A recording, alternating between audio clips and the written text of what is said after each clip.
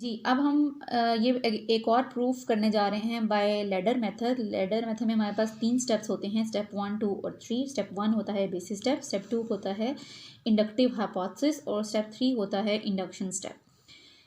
ये हमारे पास सीरीज ये है कि सम ऑफ, ये देखें ऑड नंबर्स हैं, sum of odd numbers is equal to n square. तो एक्चुअली ये कॉन्जेक्चर हमारे पास ये बनता है कि जब भी हम जितने भी हमारे पास ऑड नंबर्स होते हैं उनको ऐड करते हैं, उनके सीरीज का सम लेते हैं, तो वो हमारे पास एन स्क्वायर के बराबर होता है। फॉर एग्जाम्पल अगर हम एन इज इक्वल टू 1 ले लेते हैं, एन इज इक्वल टू अगर हमने 1 ले लिया तो लेफ्ट हैंड साइड पे हमारे पास 1 है, ये हमारे पास स्टेटमेंट 1 है। फिर उसके बाद राइट हैंड साइड पे अगर 1 का स्क्वायर लेते हैं तो ये भी 1 के इक्वल आ रहा है। इसी तरह अगर हम n की वैल्यू 2 ले लेते हैं, 2 का मतलब क्या होगा, सेकंड टर्म। तो सेकंड टर्म हमारे पास ऑड इंटीजर्स में सेकंड टर्म हमारे पास क्या होती है, 3। तो इसका मतलब लेफ्ट हैंड साइड पे हमारे पास 3 प्लस सम ले रहे हैं ना, तो 3 प्लस 1 है इज इक्वल टू। अब यहाँ पे आप जब इसको 2 पुट करेंगे, यानी n का मतलब हमने 2 लिया यानी सेकेंड टर्म ली है, तो सेकेंड टर्म का स्क्वायर लिया, n इज इक्वल टू 2, तो ये हमारे पास 4 आ गया। और सीरीज में अगर हम देखते हैं तो यहाँ पे हमारे पास फर्स्ट टर्म 1 है और सेकंड टर्म 3 है, 3 प्लस 1 इज इक्वल टू 4।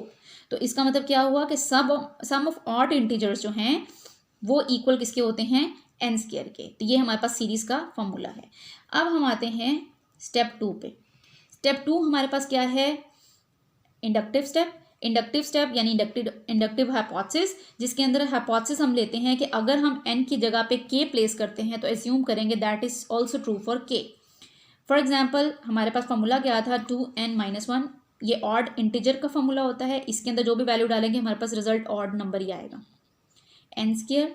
अब अगर हमने n की जगह पे k डाला यानी 2k-1 is equal to k square, तो हम एज्यूम करेंगे, एज्यूम दैट इज ट्रू।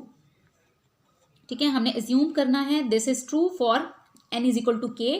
तो जब हमने ये एजम्पशन ले ली है तो उसके बाद हम करेंगे स्टेप नंबर 3। स्टेप नंबर 3 है हमारे पास इंडक्शन स्टेप।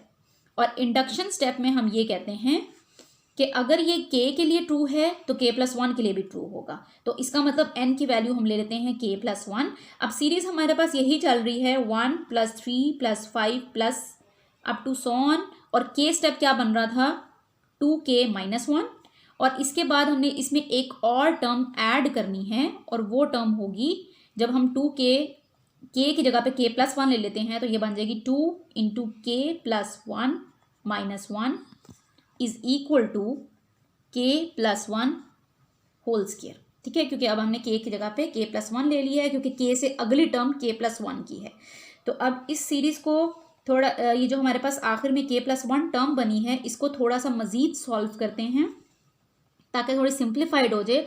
तो ये सॉल्व करने के बाद हमारे पास ब्रैकेट 2 अंदर मल्टीप्लाई हो जाएगा, तो क्या देगा, 2k plus 2 minus 1 is equal to right hand side हमारे पास k प्लस 1 होल स्क्वायर वैसी रहेगी। जब भी हमने प्रूव करना होता है तो हम किसी भी एक साइड को लेते हैं और उससे प्रूव करते करते हम दोनों साइड्स को बराबर कर लेते हैं। अगर दोनों साइड्स हमारे पास बराबर आ जाती हैं तो इसका मतलब हमारी हाइपोथेसिस या इंडक्शन ठीक है। तो यहाँ पे आ जाएगा 2k plus 1 is equal to k plus 1 whole square. अब ये हमारे पास kth टर्म है और ये k प्लस 1 टर्म है। ठीक है, अब इसके अंदर अगर हम ये देखते हैं, जब इसको सॉल्व करते हैं कि हमें पता है स्टेप 2 में हमने देखा था कि 2k-1 जो है k स्क्वायर के बराबर है। तो इसका मतलब 2k-1 की जगह पे हम k स्क्वायर लगा सकते हैं। k स्क्वायर प्लस ये टर्म क्या है, 2k प्लस 1 जो k प्लस 1 टर्म है is equal to k plus 1 whole square. 1 plus 3 plus 5 plus, यहाँ पे अगर हम इस चीज़ को ऑब्जर्व करें तो यहाँ पे हमारे पास एक फॉर्मूला बनता है k स्क्वायर प्लस 1 का whole square plus 2k into 1 यानी 2ab। तो ये हमारे पास वो फॉर्मूला बनता है जो हम लोगों ने पढ़ा हुआ है कि plus b whole square is equal to a square plus b square plus 2ab। तो हम वो चीज़ यहाँ पे लगाएंगे, इस फॉर्मूले को क्लोज किया तो आंसर आ जाएगा k प्लस 1 का होल स्क्वायर। आप इसको ओपन करेंगे तो यही शक्ल आएगी। Is equal to right hand side पे हमारे पास क्या चल रहा है, k प्लस 1 होल स्क्वायर।